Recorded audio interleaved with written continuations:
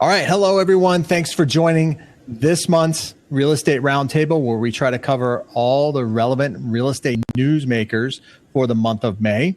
So thank you for taking a look at this and visiting my YouTube page, because I do repurpose this. If you're not watching this live, I do repurpose this on YouTube. So thanks for checking it out on YouTube.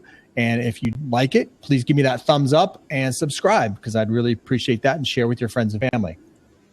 So with me, as always, is, well, not always, but as of recent here, is Robert E. Lewis. Robert, how you doing? It's been a while since we've done a blab together, buddy. It has, and I'm well. Thanks for asking. I'm happy and ready for your show, Jayson, as always. All right, cool. And then Ellis, you're joining us today, so thank you for jumping in. And a little backstory here: we had some technical difficulties here on Blab, and kind of a trend here on Blab, unfortunately. But you stepped in, so thanks for joining us today. Hey, thanks, Jayson. Okay, cool. Let me see if this is going to work. Hopefully these drop-ins are going to work here for us. And these are just some funny headshots of real estate agents that I found on the internet. So and of course it's not going to record because it's not part of the recording. This one I thought was kind of funny. Hopefully it's going to show up here. I don't know. Yeah, look at that. It's not really showing up.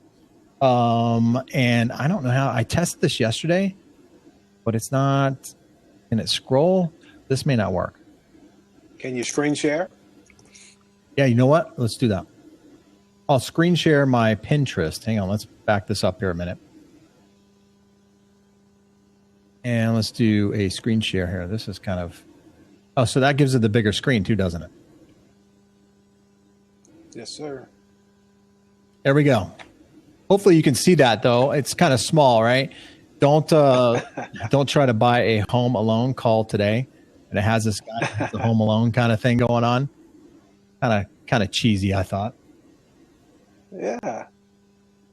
This is another one I thought was kind of funny. Now, I don't know, man. If I'm a realtor, I don't know if I'd have that as my headshot. Maybe if I'm going for that crowd, right? He's got some gauged ears. Yeah, there you go. For the punk rock scene or something, spiked hair. Maybe if that's your clientele, maybe that would work. He's Watch him be a top producer that we've been doing it all wrong. I know, right? Hey, we always say on live TV or whatever, live streaming, be yourself, right? So hey, maybe there's something. Right. This one's not necessarily being yourself, Something right? to She it. did a kind of a bad Photoshop of her. She looks like a pretty girl, and she just kind of destroyed her picture there. Yeah, a little bit. With that. What's another one here? This one, I don't know, man, but this looks like kind of like Caitlyn Jenner. Am I wrong? Caitlyn Jenner with her bangs. No comment. I'm not being, I'm not LBGT, whatever community. Hey, man, I get it. You're not I'm not bashing. You're I'm just not making an an observation. Just an observation. This guy right here, man, I thought this was a, kind of a bad toupee. Yeah, it looks like Who's he calling? kind of. Yeah. Yeah, it looks pretty fit. He doesn't have a hair out of place here. He's got a good head of hair too. He doesn't have a hair out of place. Yeah. I can use some of that. And this one here, I kind of look like your dog kind of thing. Yeah. He's got this big bull mastiff, and he's got a picture with his mouth open next to his bull mastiff. Yeah, I don't get that one. I mean, his teeth, if you can see his teeth, you can't really see the guy's teeth, but they look like, like Brothers. yeah, teeth and braces or something. I don't know what's going on there. This girl Jayson. just looks tough, man. Wow. She looks like a WWE wrestler or something. Ric Flair, right? Exactly. That's Ric Flair going on. Right. Tina Flair. Yeah. This one too. I don't. I mean, hey, man, if you got it going on like that, Oh. I don't know. You got some alligator kind of background. Thought it was kind of cheesy. That's those PowerPoint silhouettes and stuff. Yeah. This guy, I don't know who took this picture or whatever, but And you can tell the picture's kind of old. I don't know if this guy's from England or what, but that cell phone is like one of those handheld walkie-talkies, Nextel, whatever. But Yeah. I don't know if that's, The gas does that is scream winning. real estate right there? That picture doesn't really scream real estate to me. I don't know. Maybe he's a busy man. Yeah. And I have some other stuff here, but we're kind of running late. Oh, you know what? Hang on. Let me this lady right here. How about this lady? The big calculator for a headshot. Yeah. I'll get that. Like Alice in Wonderland. Yeah, that's good. All right, so why don't we jump into this, man? Because we're already kind of running behind, and we got a lot to cover. Actually, let's do this. All right, so this, and I'll stop the screen share here. Let's pick that out. If anybody wants to join, you're more than welcome to join the open seat here. So if anybody in the audience or whatever would like to join, please do so. No problem. The first headline here that I have is there really any difference between mortgage lenders? And this has kind of come up here for me anyway for the past couple months here, because I've had a lot of customers call me and say, hey, what's the difference between a mortgage banker and a mortgage broker? And there is a big distinct difference. And I don't think the consumer really understands what those differences are. And so there was a headline that came across, kind of oddly enough, timing was perfect on it. Is there any difference between mortgage lenders? And to answer that, yes, there's big differences between mortgage lenders for sure. And even when I'm talking to clients, and Robert, you probably feel the same way, when you're talking to clients, some other lender may have turned that client down or may have requested some documentation that you may not need, or, maybe their interest rate is a little bit different or something like that. That it's not just the interest rate that's different, but it's the interpretation of risk that is different between lenders. And so there's a big difference between mortgage lenders, not just the big banks anymore that do the majority of the mortgage business out there.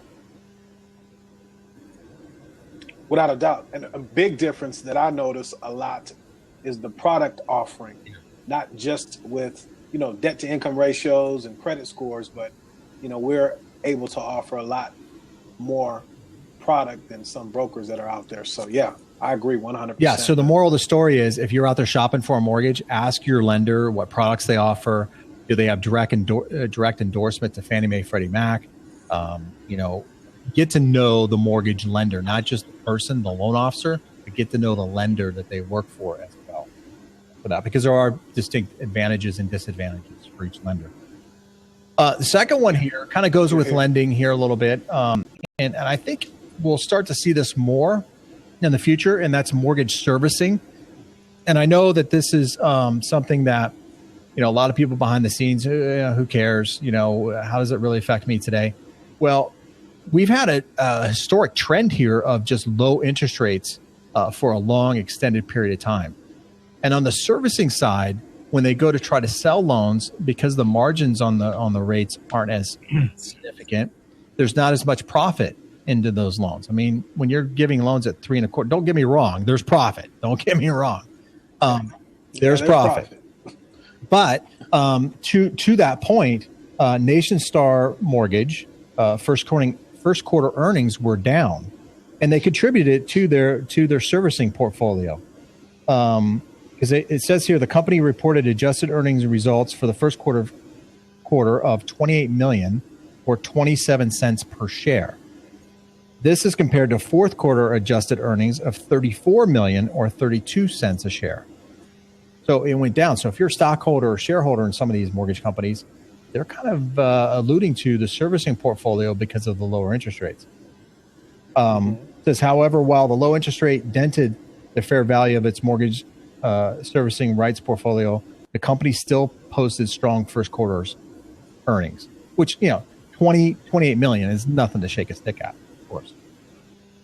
But I thought it was interesting that they're kind of going on the low interest rate avenue.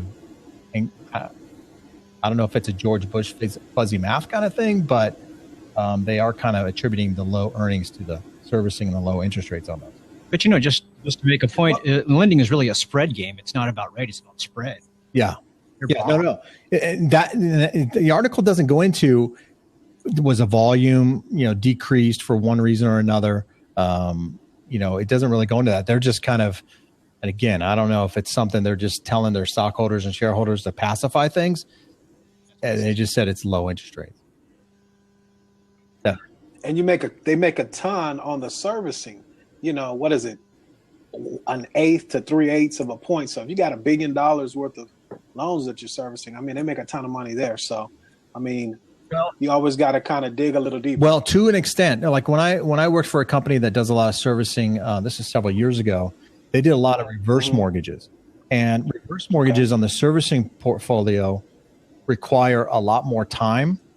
And so you have to employ more customer service reps, which dents that profitability on those loans, because the average time on a reverse mortgage on the servicing platform, I think is like 45 minutes, where on a traditional mortgage platform, it's like 5 minutes.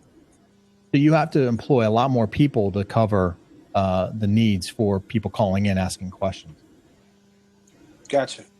Now this one here, we kind of said this last week too, or not last week, last month, excuse me. Student loan debt and the millennial homeowner. I was just at a graduation last month. Give you a little case in point. We had all these college graduations. I was at ASU, and my friend's daughter was graduating there, and the commencement speech, and I forget who did it. It was the head of the criminal law division of ASU or whatever, was giving a speech. He asked everybody to raise their hand on first-time graduates from college in their family.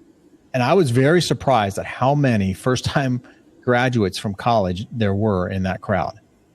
It was over 70% of the students were first-time graduates in their family, which, may not, it's great. It's fantastic. But then I start to think, well, is there a lot of student loan debt involved with that? And there is. I see it on credit reports all the time. There's a ton of student loan debt out there. And it's not small potatoes as far as money either. It's not like $5,000 worth of debt. This article goes on. It says here, I think it's the average nationwide is $29,000 in student loan debt. I think it varies on your profession, by the way. But with that being said, it was kind of going into, this article was going into how does that, or how will that affect home ownership with millennials? Because as we know, the student loan debts now are considered as a debt, even if they're not in repayment when qualifying for a mortgage. Where yet it's not really determined whether or not that will impact the affordability, or how it will affect the affordability in home ownership. Obviously, in my opinion, it will in a big way. It has to, especially with millennials being such a big demographic of home buyers. You can't go anywhere here in Phoenix anyway and talk to a realtor who doesn't really want to tap into that millennial market. And I just saw on the CBS Morning News that some companies are paying upwards of $20,000 an hour to figure out how to get in touch and get in front of the millennials, which I thought that was crazy. A lot of tech companies and stuff like that wanting to get in front of millennials on, buying their apps and some of these other, things that they were kind of going after, marketing strategies. I thought it was incredible how much they're willing to spend on that. It does say here, homeowners with student loan debt buy their first home a little later in life, but by the time they reach 35.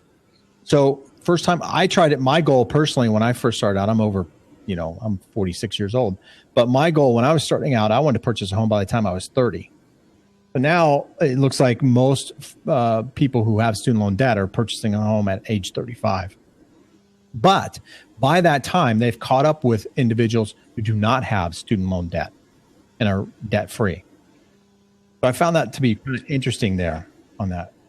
Caught up in what way, Jayson? I think I don't agree with that. As far as their debts and things like that. I got you. It says here that there's no doubt that student loan debt ballooned enough to alarm the housing industry. This week, the National Association of Realtors made it highlight of their legislative meeting in Washington. Millennials are on track to be the nation's most educated generation, according to Pew Research Center. And in the past decade, the level of outstanding college loans more than doubled to $1.2 trillion. That's an alarming number. That's an alarming. It's a bubble. Is there a statistic that Yeah. talks about what percentage of a typical home buyer at that age, what percentage is contributing to student debt out of their income? Is it Yeah, it doesn't say, like, you're asking like how much of the student loan companies or how much of that is in relation to their actual income? Yeah, because I'd want to think, okay, if I graduated college and I want to buy a house and I'm paying student loan debt, what could I expect from my income to pay for my student debt and then in my mortgage? Yeah, this article doesn't account or state, how much the student loan payments are accounted for in the income. It doesn't really go into that. Julian Castro, though, the head Secretary of Housing and Urban Development, says that there are signs that it's turning around, that nearly 40% of millennials will be looking to buy their first home in the next year. So, according to their studies from the government. So, but then why did you take this conservative approach about counting the student loan debt? Why did that change then? Now, maybe it's a numbers game to them, 40%, and because that demographic is so high that at the end of the day, it's not going to really have that big of an impact. I don't know. Student loan debt is going to be an issue. It's an ongoing thing. There's a lot of debate back and forth with underwriters on whether or not you need to count that debt. Some underwriters don't care or don't see it as being that big of a problem. Other underwriters say, hey, yeah, it's going to be a problem. But don't you think, though, that it's kind of similar to when I look at somebody's credit card, and we'll get into this as well. I look at somebody's credit card. They may only have a $100 balance with a $10,000 limit. I'm only going to account for that $100 balance and the payment associated with that when qualifying them, and not look at the potential payment if they were to extract all of that money on that credit card. Isn't that kind of the same, maybe same thing? No? Am I off? I think you're off because the payment is coming. And to answer, Ellis. I'm sorry, your name Mark? No problem. Ellis, I apologize. In my practice, I don't know if there's any official numbers, but I try to qualify people at 35% of their net income. The point I'm trying to make is with my numbers that I'm seeing, the student loan debt, even with FHA changing, the guidelines and some of the guidelines where we have to count the debt up front, it's 25% of their income, the potential payment. And most of the student loan payments are in deferment. They're not paying them. So to your point, Jayson, when they come due, because they're coming due, it's going to be a big problem. So you have a lot of people that want to buy, no doubt. But if I have to hit you with 1% now, and you got $150,000 worth of student loans, that's a game changer. It could either prevent you or limit the amount of home that you can buy. No doubt. I think it does need to be taken into consideration. But timing seems to be a little bit off. Yeah. Suspect. Yeah. This is a kind of a servicing thing. Freddie Mac is making it easier to sell loans on the secondary market.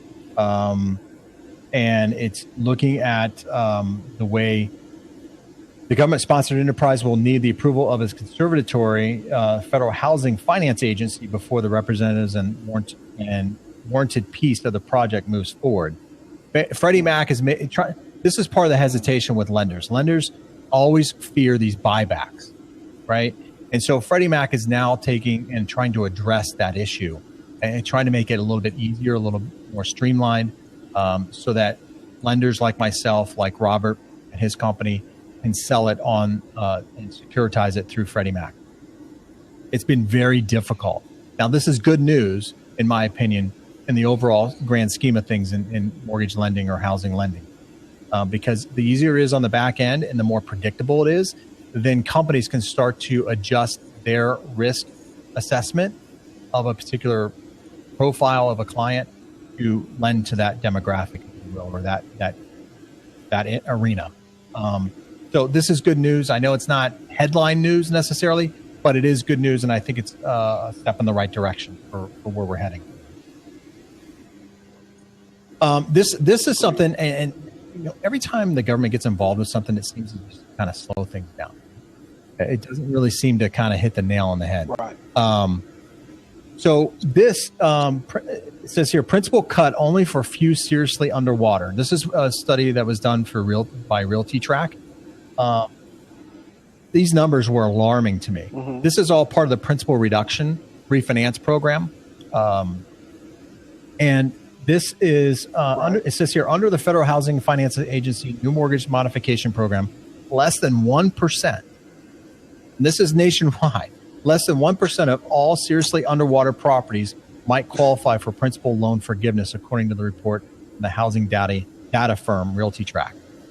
Realty Track estimated that 33,622 properties could potentially qualify for the FHFA program out of more than 6.7 million seriously underwater properties nationwide. So only, I mean, that's a fraction. Well, why bother? Exactly. Why bother? Exactly. And lenders who are part of this are like, well, what's the point? What is the point of these programs? This is, remember, what was it? I don't know, 4 years ago or something like that.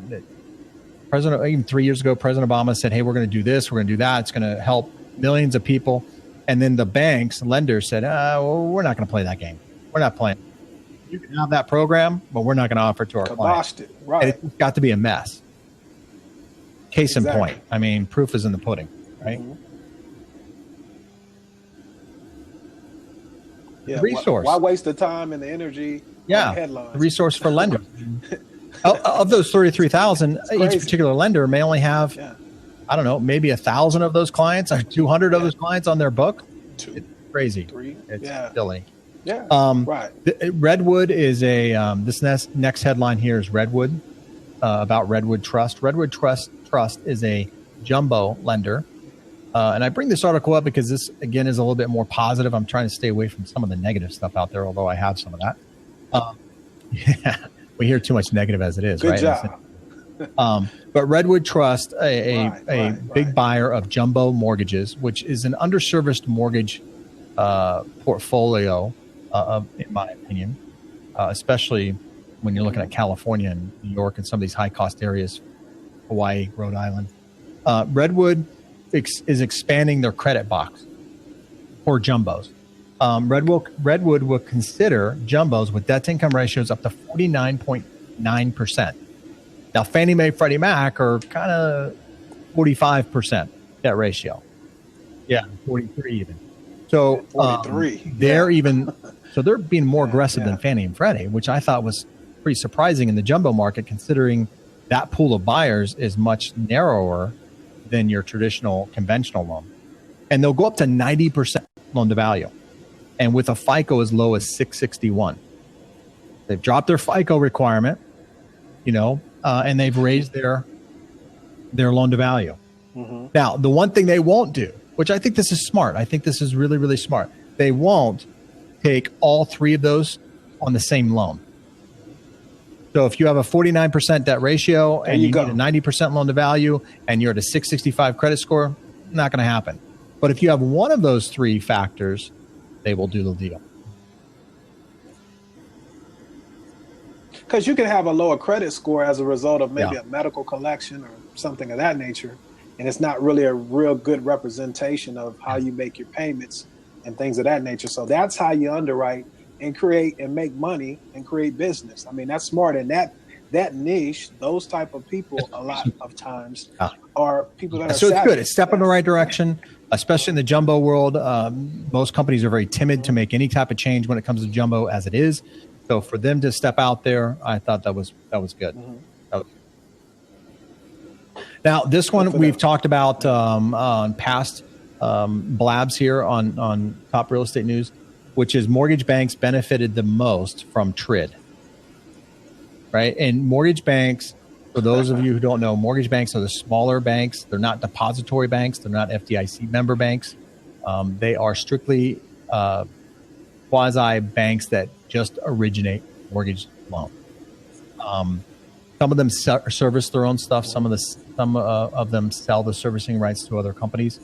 But mortgage bankers, and there are stats out there now that mortgage bankers represent, I think, like upwards of like 60% of the originations nationwide, where it used to be the big banks accounted for that. The big banks have lost a lot of the origination traction, while mortgage bankers have capitalized on that. So now, some of these articles, I'll say when I read these articles, they seem a little biased, right? They're a little one-sided in some aspects. But it does say here, while only a third of the lenders surveyed reported that TRID created more competitive advantages for them, 46% of mortgage banks answered as such. So mortgage bankers actually leveraged the TRID, the implementation of TRID, to their advantage. And I think that was all in part due to service. Saying, hey, we'll still close your loan in 30 days or less. We'll close, while the big banks are saying, hey, it's going to take us 45, 50, 60 days to close your loan. So I think it became a servicing type angle for the mortgage banks, because you're a smaller entity. Yeah, you can adapt to change a lot more effectively. Yeah. It's harder to turn a big ship than it is a small ship. This was kind of interesting here, though, too.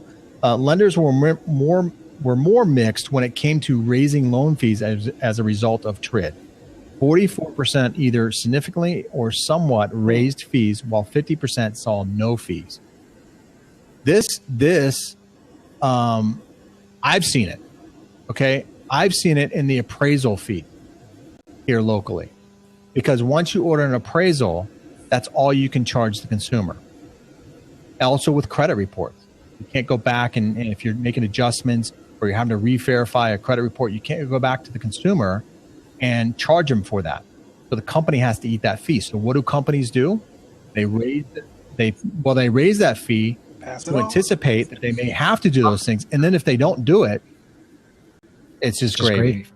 The same thing with appraisals. Appraisals now, they were $450, for an appraisal. Now for me, it's $525. Well, that's to take care of that appraisal management company. I think it's besides that, because we were at $450, even with the appraisal management company. Before the appraisal management company, we were at $350 for an appraisal. Then we went to $450, right? Now we're at $525. And the reason for that is because if the appraiser goes out there and sees that the property needs work or needs, some cost to cure, whatever, and the appraiser's got to go back out, well, they charge a $125, $150 trip fee to go back out there. We don't know that. I don't know it anyway. Maybe you do, Robert, but I typically don't know that until I get the appraisal.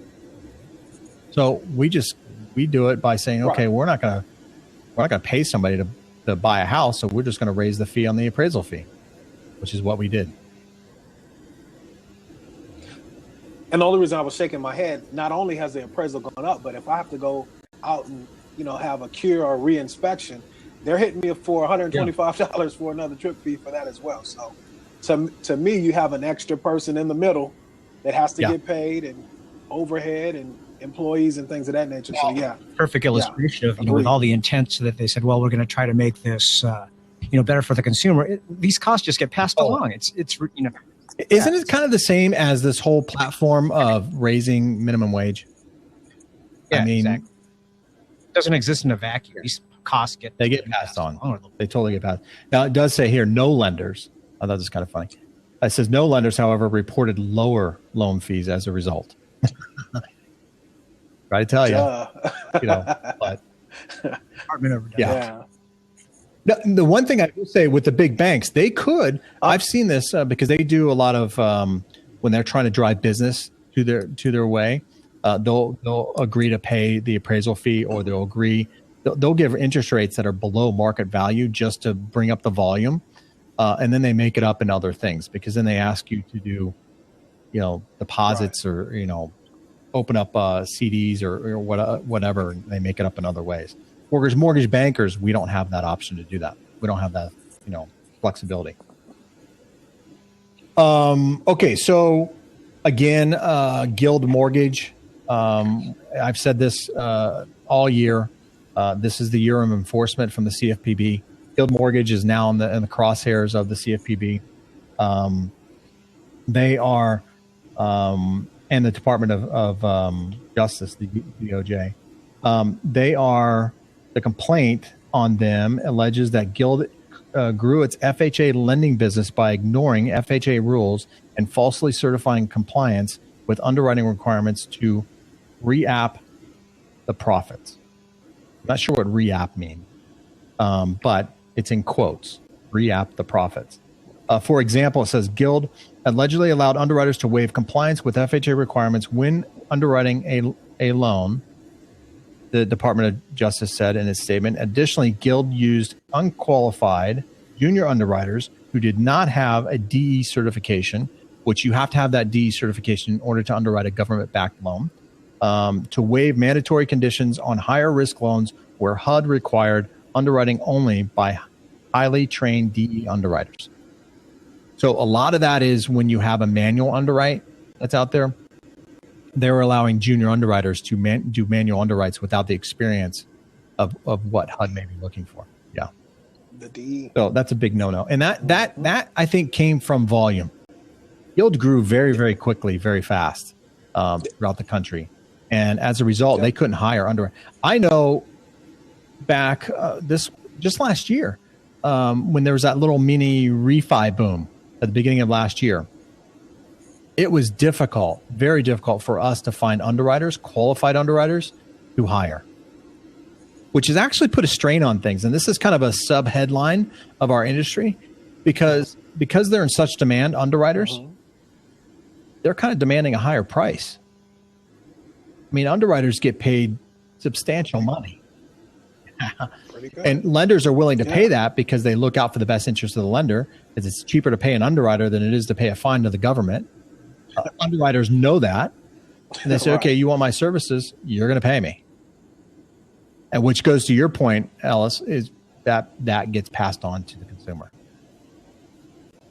Unintended consequences. Absolutely. Yeah. Now this headline is more for Arizona, maybe not so much Arizona, but California, homeowner associations. Do you have that there? Oh, you have them in Texas quite a bit? It's Texas too. So yeah. They've had to rein There's them in legislation the past. here in Arizona to help take away some of the not legal rights, but help the homeowner, if you will, more so than because right now it seems like those laws are more weighted toward the HOA than they are the consumer. And so there's some abuse going on there. But there's a bill here in Arizona from Farnsworth that is looking to take, it says here, it deals with HOA directors, stipulating that if a member of a board or director is removed from their position, he or she cannot be reappointed to that post. It's an issue that has been raised by homeowners. I didn't think that was even possible. I guess there are people who get removed from the board and then assume a different name and come back on the board. I don't know how that works, but stranger things have been done.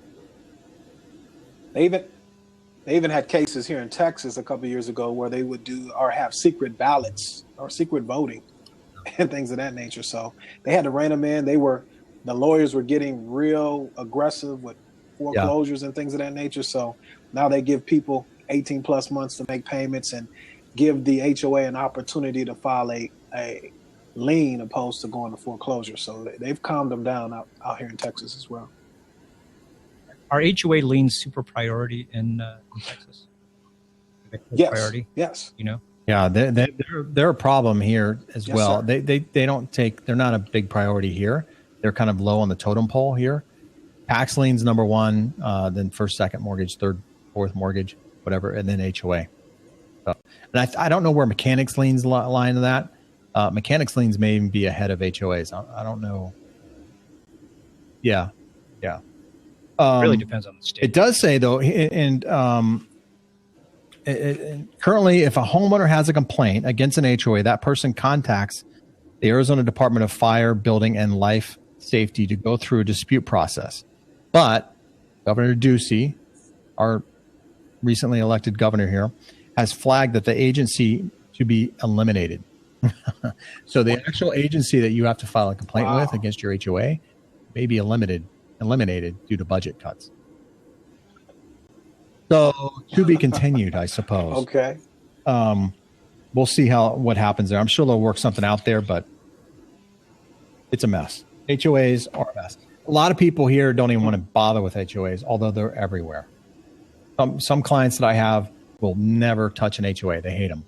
Others look at them as a kind of a safety net that, your neighbor can't park his, grease car in his driveway and work on it until 2:00 in the morning and monkey wrench with his car. Mm-hmm. So HOAs do protect, although they do have some powers that I think there's out in Sun City, which is a big retirement company or community.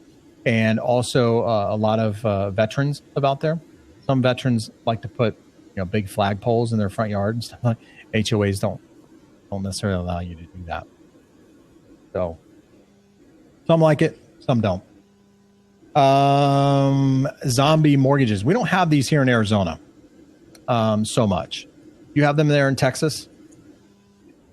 Okay, so zombie mortgages are big. They're in judicial states. We're not a judicial state here in Arizona, but zombie foreclosures are dropping. Judicial states are New Jersey, New York, Florida, Illinois, Ohio, to name a few. The zombie foreclosures are dropping. And what a zombie foreclosure is it when they start the foreclosure process, you as the homeowner move out of the property, and then the bank stops the foreclosure process, doesn't finish it, doesn't finalize it. So it's vacant. It's disappeared. It's not foreclosed on. The bank doesn't own the property. You, the consumer, still legally own the property, yet the bank hasn't finalized the foreclosure. Now, part of the thought process, I think, from the bank's perspective on that is that the person's already moved out. We're going to wait and see what the market does and rebound and try to recoup some of our costs. We've already written it off. Let's let it sit and see if we can minimize our risk. The other thing is it just gets lost in the shuffle. These states, Florida, for example, there were a lot of foreclosures. Banks weren't prepared to handle all the foreclosures, and people were just doing the jingle mail, mailing back the keys and moving on. And banks saying, "Okay, I got the keys. Okay, we'll deal with it later. We got other ones coming through." And so it's vacant. Now, some people have actually moved back into the property rent-free and lived there for a very, very long time because the bank, and they just kind of keep their mouth shut. They're like quiet as a mouse. While others have moved back in and saying, "Hey, I want to buy my house back." Well, the problem with that is that you got to let it go through foreclosure, and then the big problem for the consumer on these zombie foreclosures is that the waiting period for the foreclosure doesn't start until the foreclosure actually is finalized. So you have all these late pays. So on the sideline. Years of late pays on you. You're sitting on the sideline, so it's very difficult to get back into a mortgage. The good news is that the zombie foreclosures, they're down 30% as of mid-May compared to the time last year. Well, that's good. That's good. That's a good sign for the economy. Okay, next one here. Realtors balk at FHA rules that make appraisers home inspections too, or home inspectors too. This isn't new, guys. This is not new. This is something that I think realtors who didn't know what they didn't know think that the changes, because we had a recent change to the 4155. It's now the 4,000. What is it? The 4,002? 4,000. Yeah. .1. Yeah. 4,000. This is the FHA handbook, which is the guidelines that we as lenders follow when doing an FHA loan, a HUD loan. And part of that, there were some changes to the appraisal and the process of an appraisal. Big changes, and they're not changes. They just made it from, and he put it here in this article very, very nicely. Let's see here. Several recent changes to the handbook, but said many were in fact not changes to what appraisers are being asked to do. The handbook simply uses more definitive language to describe what steps appraisers must do as part of the process. Now, and it goes on to say these steps include operating all conveyed appliances and observing their performance, fully accessing attics and crawl spaces if possible, reporting if roof coverings are in good condition, noting that any sump pump is properly functioning, and verifying that any pool is operational and does not pose any hazards. I'll tell you, here in Arizona, we always did that.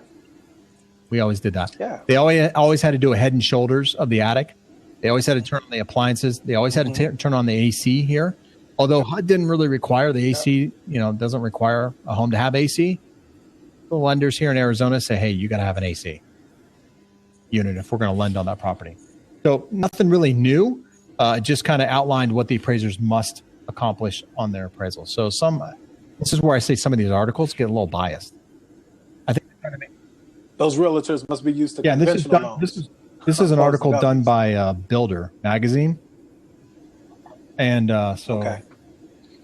They're trying to make a headline. Makes sense. Yeah. Okay, so now this one here, this another, I don't want to say negative Betty here, but we've seen this. You've probably heard this. I've got a neighbor who insists on this, and that is, are we heading for another housing crisis? Oh, right. Lord. Here we go. Now, with that being said, right, some of these things that are opening up, we talked about the jumbo thing opening up.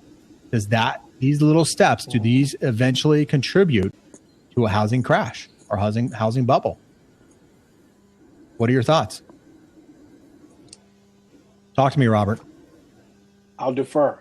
No, no, they do not. They do not. I mean, today, the underwriting guidelines that we have to go through, even the article that you mentioned earlier, it's common sense type stuff. Everybody with a pulse and a heartbeat is not getting a mortgage. Yeah. You have to qualify. So it's good that things are loosening up. The pendulum is swinging back the other way, but it's more common sense. And if it fits and if it's a good loan, you'll do it. A stark contrast from 10 years ago. There are companies out there who are taking some I don't know if they're calculated risks, but there are companies out there who are probably, in the grand scheme of things, taking some risks that they probably shouldn't be taking. There's this big, I don't know if it's a cultural thing within our industry, but there's always this push to be the first on the market with something. It's like having the Apple iPhone 8 or something, or whatever it is. Lenders are no different. They want to have that bright and shiny object out there. Loan officers want to have that out there to kind of carve out their niche, go to some real referral partners and say, hey, I've got something that nobody else has, send me your business. And that has gotten some of these companies in some big trouble. And so I applaud the companies for pushing the envelope. And I think that's part of the American spirit, that we're going to push that envelope to try to attract more consumers and get them into housing. I think more people in the housing industry is a good thing for the overall economy. But there are some, if done incorrectly, some risks that aren't worth taking. The stated income stuff at a high LTV, probably not a good idea. Unless you've got stated income and that the company is $1 million company or whatever. And they just, the way we do our taxes right now, you can write off so much. It's not indicative of your affordability or how much you can actually afford to pay on a mortgage by looking at a self-employed person's tax return necessarily. And that's a big difference from. Go ahead, Ellis. I'm sorry. Go ahead. I was just going to say I've got a comment on what truly causes bubbles. At least in California, I follow this group that they looked at all the past bubbles in California and looked at what were the precursors of that. And one of the biggest defining metric that they looked at was the affordability. Once affordability got so low, you start running out of buyers for when the fever gets where, hey, if I just put this property on an arm and I can always refinance or when we sell it, that's the mentality that you have to look for. And I just don't see that. We don't see that here. And it's usually those markets like Phoenix and California, Florida, that kind of lead the trend in pushing the envelope. And I think it's good to always be wary of how lending policies are changing, because there's an old saying about builders that builders build until they go broke. Well, the same thing goes with lenders. They keep lending, right? Because there's pressure from Wall Street to keep those earnings up. So, I think it's good to be aware, but I don't see the signs. And I don't know if you're in San Francisco or not, Ellis, but if you're in San Francisco, affordability is a problem. Big problem. Yeah. But but you're right. I mean, when you start to get that affordability pressure, and Castro has spoken to that, the head secretary of HUD, he has spoken to that issue quite extensively here as of recent, that the country is facing an affordability crisis. I've done a podcast on that as well. And I truly believe that. And I think that's why there's this push of $15 an hour and all these other things politically to try to curtail that argument, if you will. And companies coming back out of the recession, there's a lot of companies making a lot of money and not passing that on to their employees. We're just now starting to see raises in people getting raises from their companies. So we're starting to see, I think, where it's going to be more competitive, where I can go to another company and they're going to pay me more. So that means the company, if they want to retain me, they better pay me more. We're just now starting to see that in the workforce. So it'll kind of cure itself over time. But you're absolutely right. I agree with you 100%, Ellis, in saying that the affordability is really what drives the bubble. I agree with that. Okay, so let's see. Coming up this month, and this is something that came out last month, but Fannie Mae readies the launch for trended credit. There's some debate going on about this trended credit. If nobody knows what the trended credit is, it's where Fannie Mae is going to look at your credit over a 24-month period. Right now, currently, we just look at the FICO score traditionally, and it's not fair. FICO scores aren't really indicative of how you can pay your mortgage or pay your bills. But that's the algorithm that we have currently. Now they're changing that up. This is big deal. This is a big deal. I can't stress this enough. Big deal. And this is a little bit of unknown territory here because credit for the mortgage world anyway hasn't been changed in I think this article said 27 years or something crazy. I mean, This is a lifetime. So this is a big, big deal. Two things that it's going to focus on. Fannie Mae, and Fannie Mae is the only one to adopt this currently. Freddie Mac hasn't adopted this yet. They're debating on whether or not they will. Fannie Mae will be looking to see if consumers pay off their entire credit card debt each month or make minimum payments and carry a balance. That's number one. So the thought process there is if you have a credit card and you pay it off every single month, you're at less of a risk because you're willing to pay extra on that credit card than somebody who just makes the minimum monthly payment. Transactor is what I was told. Called a transactor. Yeah. And they're going to be looking at this for the past 24 months on this. The second thing Fannie Mae will be looking at to see if the borrower has exceeded their credit limit. So if your credit balance on a credit card is $2,000 and you're running a balance of $2,500, you've exceeded that credit limit. Therefore, you're at higher credit risk because you're not managing your credit correctly. So those two things. Revolver. Now I'm going to see if I can let this. Who's this caller in here? Simon Streets. I couldn't hit the All right, button. I'll let him in. All right. So those two things right there are two things that they're going to be looking at for the credit. Here, I might kick this guy out because this guy. He's got a credit card. He's right on time. Man. Trolls. All right. We'll ignore him. Simon, next time, hey, man, be a little more professional. So now this all starts June 25th. So it starts this month. And I know we're kind of prepared for it right now. Some lenders are, some lenders aren't. Some lenders probably, I imagine, will take the trended credit. Some won't. So we're going to see, we talked about mortgage lenders and the difference between them. This could be one of those things. Hey, Simon, in the chat, if you want to put your question or what you have to contribute to the conversation, I'd be more than willing to let you in, but I'm not going to let you in with you posting your credit card information. Sorry, buddy. Okay. Yeah, 27 years last time that they made a change. And I think that the model. I'm sorry, Jayson, you're kind of breaking up. I'm sorry. No, go ahead. Yeah, I was just saying the trended credit model, the data. If you look at it from an underwriting standpoint, that's a better model to look at when I can get to the granular level and see the payments that you're making. They're starting to come up on my credit reports that I'm looking at even today. And just talking with a client, and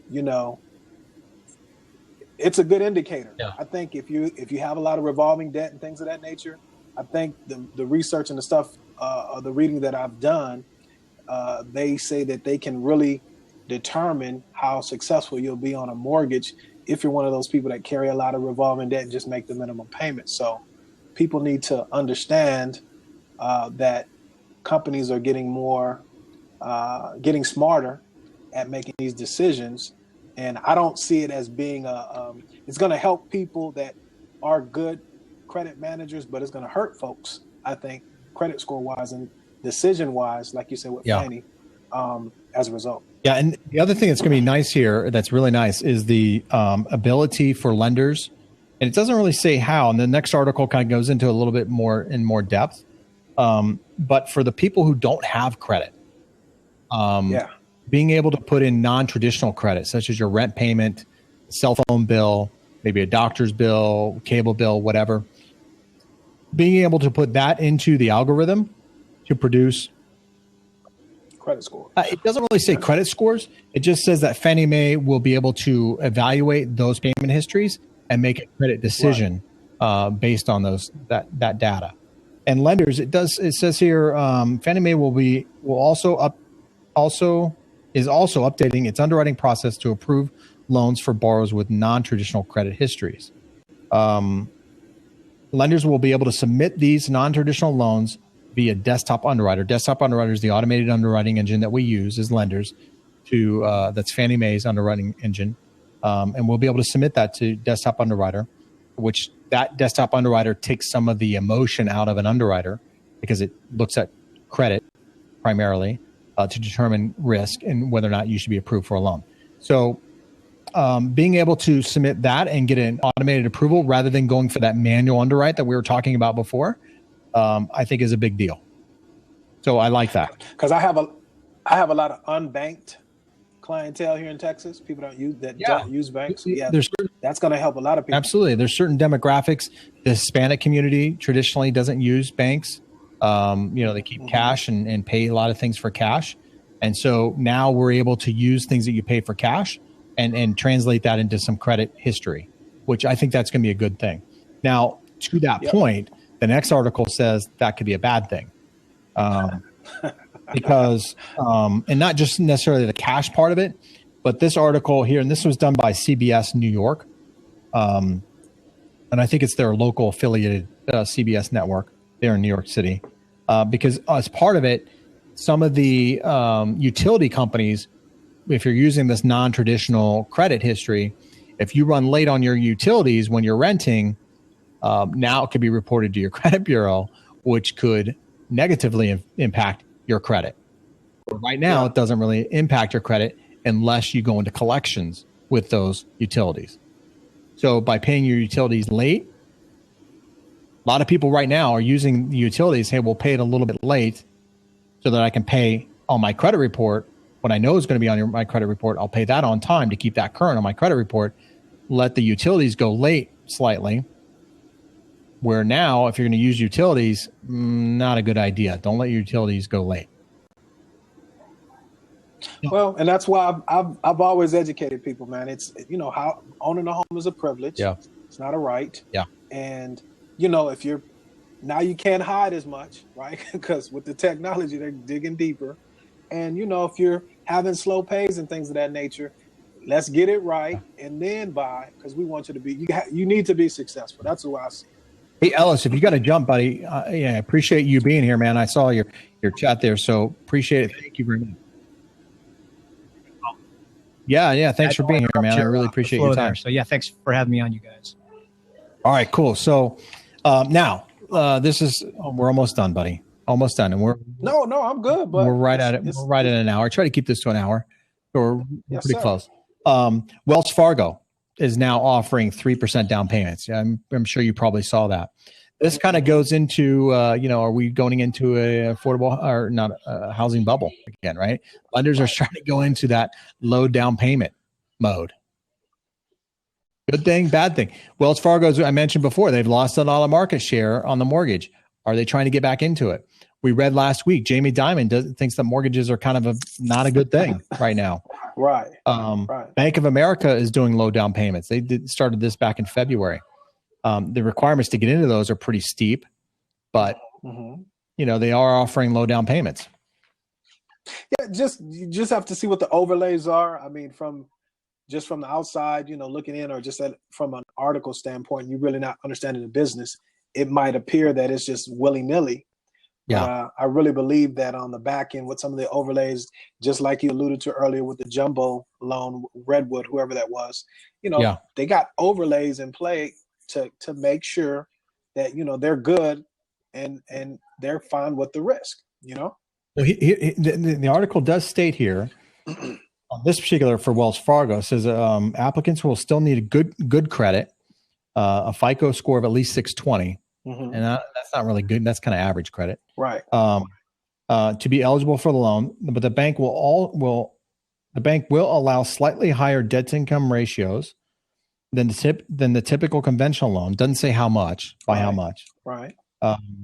So these loans are not being backed by Federal Housing Administration, FHA.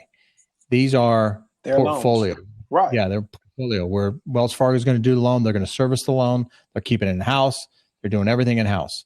Now, when you're lending your own money like that, and you're not having the backing of the FHA or Fannie Freddie and being able to sell that and earn money on the back end, you tend to be a little more restrictive on that. So I'm really surprised to see that they're willing to go down to a 620 credit score, because it wasn't too long ago that they were at 640. Period. They would not budge. They would not budge. Right. Yeah. Well, I think last month or the month prior, you made a point, and it's something about when you give somebody a chance, the right people. And a lot of times, man, those folks will come through and do what they're supposed to do.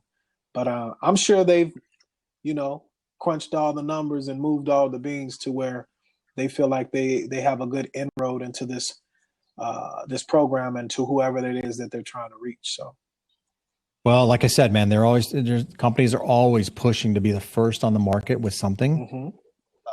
Wells Fargo isn't the first on the market with this. However, they are second on the market of the big banks to be offering this. Bank of America hasn't discontinued that program, so there must be some kind of traction there with it. And I wonder what kind of rates they would have. I'm sure they're trying to stay below the high price stuff so they don't get involved with the federal stuff, but it's probably good returns, good margins, man. All right. So I've got a couple more here and then we're done here, man. Okay. A big newsmaker in the month of May, but some stuff. Right. Here's one, the CFPB, Consumer Financial Protection Bureau, could take over credit scoring models. We just talked about trended credit, right? So it says here, just when you think the CFPB couldn't possibly get involved in something new, along comes HR, which is Housing Republic, or what is that? The Housing, it's a bill. Yeah, I just was about to say it, and then I lost. Yeah, I'll come up with it. I'm not politically savvy on that stuff. Yeah. But it's HR 5282, introduced by House Resolution. Yeah, there you go. That's right. Yeah. Introduced by it says Republican Maxine Waters. Maxine? Representative, excuse me, not Republican. Representative Maxine Waters. The top Democrat on the House Financial Services. The bill would give far greater government control over credit reporting.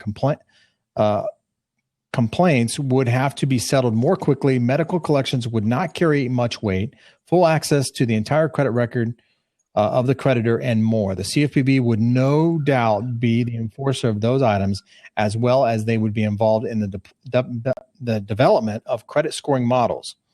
Some of the bill is pretty good, but some parts sound like college class where everyone gets an A. So this is an effort of our politicians getting involved again. It is something that's not really broke, but they're trying to gain votes. This is a vote getter. That's it. In my opinion. It's not in the best interest of the industry. It's not, for the banks. This isn't lobbyists or what. This is to gain votes. Because 9 times out of 10, Jayson, not to cut you off. Aside from medical reporting, the borrower usually did it. You just didn't pay the bill. Yeah. It's no error. Yeah, no error. Yeah, some people unfortunately don't deserve to buy a home today. Maybe tomorrow. Not today. Right. Yeah. Right. But not today. Right. And that's unfortunate. It's unfortunate. And we can't help everybody. Right. Existing home sales in April. This is a little bit late because they're always 60 days behind. Right. We're up 6% year over year. So that's good. National average or nationally 6% up. I can see it. They're moving. Yeah, they're predicting the housing market will catch fire again. It's been last year was kind of steady here. It's kind of flatlined here in Arizona. It is picking up here in Arizona. We're starting to see more and more increase of value of homes, sales prices going up, multiple offers in certain price ranges. So that's continuing to go. We'll see how long that goes. Yeah, the local MLS here, I was just looking at an article, but they said they're up almost 6% year over year, this time last year. So it's hot in Texas, literally. Yeah, it's going to be 114 in Arizona this weekend. Yeah, it's not that hot. Good grief. Yeah, our asphalt's going to be melting on the road. Wow. Okay, so this one here, it's kind of quick. Can you convert a servicing employee to an MLO, mortgage loan officer? Yeah, they had a big vote on that. Yeah, DITEC is looking to do that, right? Mm-hmm. This is just a product of, and I've been saying this for a long, long time, licensing is good for loan officers. You and I being licensed, I agree with that. The problem is in our industry, we don't have a system that cultivates new talent. Right. When it costs so much money to get in to an industry, and then you're limited on how much money you can make within that industry, and you're regulated to the craziness that we're regulated to, which I'm not disagreeing to an extent. To some extent, I am. To others, I agree with it. But when you are, who wants to get into that career field? No new blood, man. I mean, yeah. So our industry now, technology, we've talked about that. Technology could take over this industry. Rocket mortgage, things like that could take over this industry, and maybe that's where it's going. Right now, there's not many new people coming into our industry taking place of the people getting out. Now, some loan officers kind of argued that was a good thing because that means more for you, which means you can make more money. I haven't seen that. I'll be honest. Because it's not trickling down to us, right? Yeah, that's my pocketbook. My stress level has gone up. I'll tell you that much. Man. Angry customers, that sort of thing. That may go up too. Right. Not necessarily because of us, but because of our industry as a whole. Exactly. So I don't know. So I think DITEC is just kind of pulling at straws here, saying, "Hey, we've got we're trying to get servicing people and maybe create and establish a career path for them. They start off in servicing, customer service. It's a good foundation for what we do, and moving them over into a licensed mortgage loan officer. I would say I think there's some potential there a little bit, but there might be two different personalities. Servicing tends to be more of a personality of somebody who cares. Not saying that we don't care. We do care. But in our industry, you have to be a little more aggressive. You have to fight for a loan. You have to, go out there and reinvent yourself every single day. When you're a servicing, when you work customer service, you don't have to do that. You show up, you clock in, you clock out, you're done. Three, what is that? 3 hots in a cot, right? Yeah. Not a lot of fighting. So I don't know about that transition and if it would be successful, but I am encouraged to hear that they're trying to, or they notice that, on the back end, we're dying off and there's not a lot coming through the front door. So, kudos to them for that. They're trying. We'll see what happens. There's talking, I think we saw in the chat there that, maybe if Donald Trump gets elected to be president, he's, do away with, some of the rules and things that have taken place in our industry. Right. We'll see. We'll see. Yeah. I think that Donald has another agenda. Go ahead. No. I shouldn't have said it. I was talking out loud and it was supposed to stay inside. Go ahead, buddy. Okay. So, this one doesn't really apply to us. I'm not even going to say that one. I was going to say here, there's another bill here that just got passed. It's called Mortgage Transitional License, HR 2121. Where do they come up with this stuff, man? Passed the House unanimously. This is unanimous. That's the one I was referring to earlier, that bill. Yeah. Okay. That happened, I think last week or the week before. It allows registered originators working at banks to have a state license for 120 days while they attempt to meet the requirements of state licensing. So currently, when you're working at a bank, you don't have to have a specific state license. Right. This is allowing them to originate loans without having that state license for 120 days as they do the necessary educational portion to get licensed. Transfer, right. So, yeah, to transfer, which I applaud this to an extent. That's how I started my career. I started out in the bank, and then I transitioned over to what I do today. But I started at the bank because the bank was a good training platform. Likewise. Yeah, no question about it. And so that's been missing for quite some time. So this bill does do that. And vice versa, it does allow licensed originators, people like you and I, to work in a new state without a license for 120 days. Gives you an opportunity to ramp up, and you're not just, cut your income off. So yeah, very good. Yeah. Which, I don't know. I've never been licensed outside the state of Arizona because I'm kind of a community-based lender. I know people here. I don't necessarily know. I know you in Texas, but I don't know that I could service Texas or New Mexico or some other places as well as I could here. But with technology, I don't know. Maybe I could. I don't know. Like you said, it's so, to each his own, and that's a specific or a certain type of person that can handle those types of things.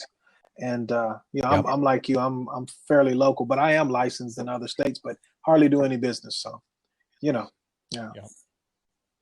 All right, man. Well, let's wrap this up here, man. We're right at an hour here. Hey, thanks for listening and checking out this blab. I would say come back to blab, but that's a song, isn't it? I think so. If not, you need to write it, man. Yeah, I know. Come back to blab. But I pushed blab for a long time. We've had some inconsistencies here at blab. It is live streaming. I do repurpose this on YouTube, so it's a little shaky. We're looking at some other live streaming platforms, so do stay tuned for that, right? Spreecast seems to be one that I'm kind of checking out kind of heavily. I like that one so far, so good. I tested that one out today. So if you don't check it on the live stream, you can go to my website. I have it on there as a live stream. But thank you for tuning into this broadcast. I should start the music here, shouldn't I? That's our cue to end this thing. You can get in contact with me by visiting my website at www.valleythesonrealestateshow.com. Listen to this on iTunes, as I will be putting this on iTunes. For those of you who did listen to this entire episode, please write that review, as it is one of the only ways that I have to help improve the show. So I appreciate if you could do that.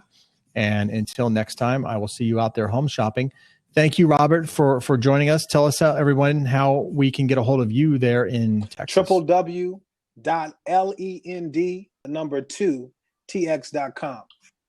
Go there and you can connect with me on any of my other social media platforms.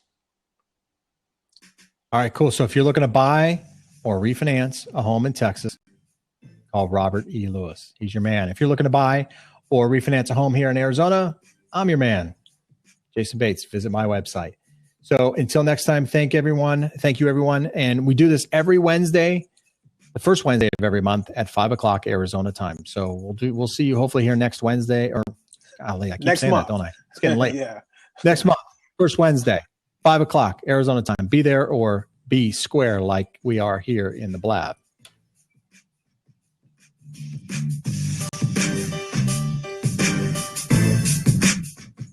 NMLS 220798, mortgage banking license 1796, equal credit opportunity lender. Sound effects provided by soundj.com.